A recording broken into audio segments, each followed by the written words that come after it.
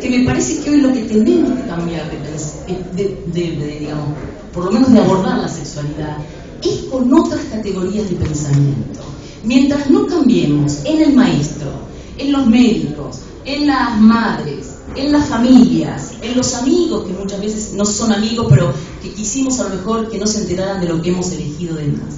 Si no podemos cambiar algunas de las representaciones que tenemos y que nos vienen por muchos lados, por nuestra formación, por nuestra biografía, por la educación, por la religión, la sexualidad es una cosa muy compleja, ¿no? Porque mezcla cuestiones conscientes, inconscientes, afectivas, de todo tipo, ideológicas, políticas, religiosas, morales, jurídicas. Si todo eso tiene la sexualidad, ¿qué de todo eso construí yo en mi historia personal? Y con todo eso, ¿qué hice? ¿Cómo es mi sexualidad y cómo evalúo y muchas veces juzgo la sexualidad de los otros? Y en ese sentido uno cree que esta sexualidad es natural, y no hay nada natural en la sexualidad. La sexualidad también tiene una construcción cultural, social, muy fuerte. Y es un mandato que en nuestra cultura funciona como si fuera un guión y todos somos actores. Algunos tuvimos que hacer un papel, otros tuvieron que hacer otro papel, pero la cultura en esto es sumamente arbitraria. No hay nada más arbitrario que la cultura por el cual se nos dice que hombres y mujeres tenemos que comportarnos de distintas maneras, con ciertos roles, con cierto guión, con un cierto comportamiento, con una vestimenta, con una manera de sentir, con un nombre, con un juego. Todo eso está escrito en la cultura. Y si nosotros no volvemos a interpelar eso, que parece inamovible, porque hoy parece mucho más fácil cambiar cuestiones de lo biológico que de lo cultural, y les puedo asegurar que es así. Es mucho más fácil intervenir lo biológico que muchas veces cambiar esta cultura que ha marcado un rumbo, heredado lo religioso y por supuesto ahora lo científico, donde muchos comportamientos sexuales quedan totalmente etiquetados, quedan rotulados, y los sujetos muchas veces son obligados a mentir, a armar doble vida, a decir que esto es un secreto. Yo acá invento en IBM que tengo un novio, tengo hijos.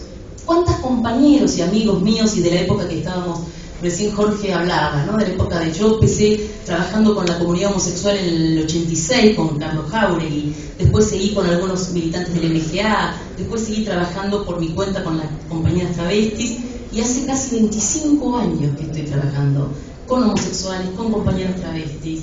Digo, cambió mucho la historia, cambió muchísimo, tiene razón. Cambiaron, los contextos cambiaron. Pero si cambiaron los contextos, también tenemos que cambiar nosotros.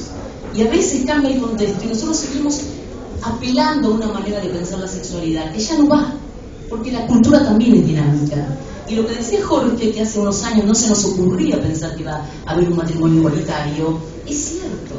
Para muchos chicos y chicas se les fue la vida en un tema por una elección sexual.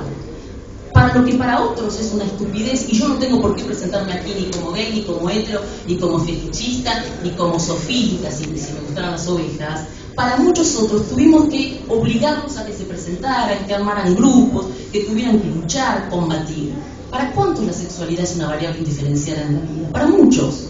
Yo decía a Victoria, recién no veíamos una película, ¿por qué no hay una comunidad de contacto de problemas sexuales? ¿No? Sí. ¿Por qué tenemos que estar presentando este tema así? ¿Por qué no hay alguien que tiene problemas de elecciones en su comunidad? ¿No? ¿Por qué? Porque estamos obligando a hablar de las sexualidades cuando no tendría que ser tema. Sí, y ahí también hay y ahora que lo decís también es interesante. Yo empecé diciendo que me había encantado estudiar antropología, y dentro de la antropología el tema de sexualidad me apasionó, las construcciones genéricas, qué es lo femenino y lo masculino en nuestra cultura. Pero también aprendí que detrás de la palabra diversidad hay una trampa, porque si por el tema de la diversidad nosotros ocultamos un trato desigual para aquellos que son distintos, no estamos avalando ni respetando la diversidad. Lo único que estamos haciendo es un trato desigual para aquellos que por distintas causas son distintos a nosotros.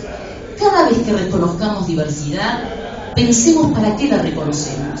Yo conozco muchísimos equipos en los hospitales nuestros de salud en la ciudad de Buenos Aires que dicen, no, porque él es diverso, ¿viste? Travesti, gay, tiene VIH, es diverso.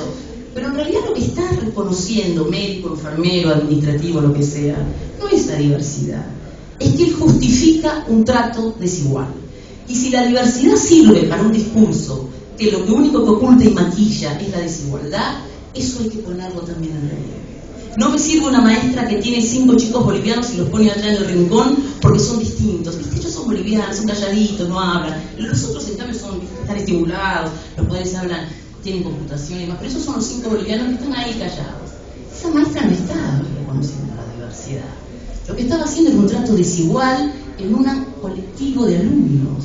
Con las mejores intenciones, porque no voy a castigar a un montón. Pero digo, pensar la diversidad, pensar la desigualdad y pensar la sexualidad hoy no es un tema específico de algunos grupos que lo pensaron durante mucho tiempo y dejaron sus vidas y hoy abren muchísimas otras ventanas para que gente joven hoy encuentre otras condiciones de vida.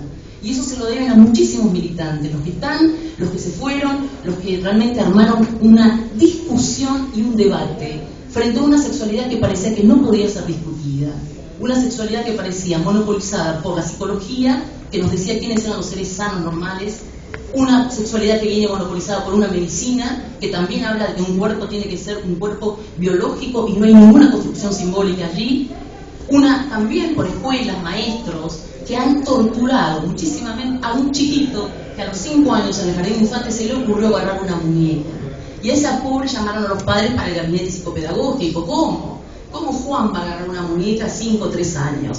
Y su hijo tiene inclinaciones homosexuales.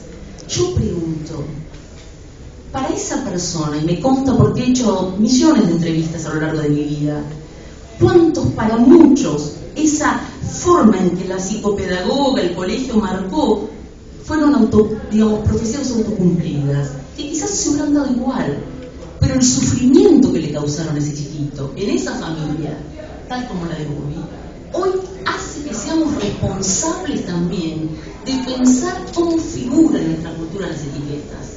Ojo con etiquetar tan fácilmente a los sujetos, porque además hoy los sujetos no tienen tan clara la relación de una identidad con una práctica. Y hoy están mucho más los jóvenes fuera de las identidades que hasta hace muchos años nos ordenaban la sociedad. Y nos creemos que los que estamos acá nos interesa la diversidad y demás. Y pensamos que todos los que están allá afuera seguramente están muy claros con su vida.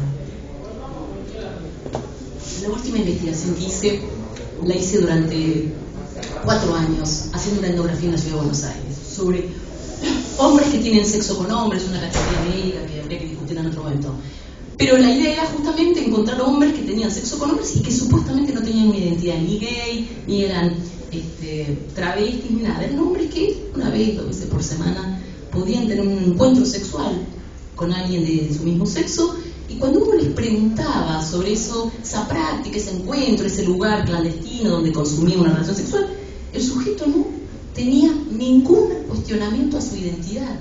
Él era un hétero, era un señor casado, tenía su novia, estaba ahí porque le interesaba eso, pero eso no cuestionaba su identidad.